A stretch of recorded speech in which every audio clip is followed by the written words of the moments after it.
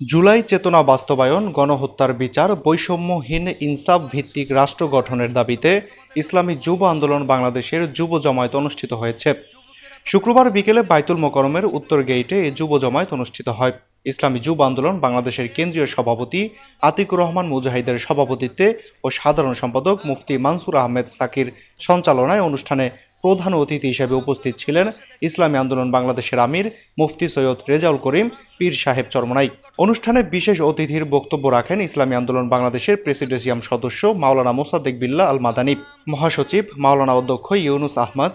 যুব জমায়েতে আরও উপস্থিত ছিলেন ইসলামী আন্দোলন বাংলাদেশের প্রেসিডেন্সিয়াম সদস্য অধ্যাপক আশরাফ আলী আকন, অধ্যাপক মাহবুবুর রহমান, সিনিয়র যুগ্ম মহাসচিব ও মুখপাত্র মাওলানা গাজী আতাউর রহমান, মাওলানা আহমদ আব্দুল কাইয়ুম, কে এম আতিকুর রহমান, মাওলানা লোকমান হোসাইন জাফরি, মাওলানা নিসার উদ্দিন প্রমুখ।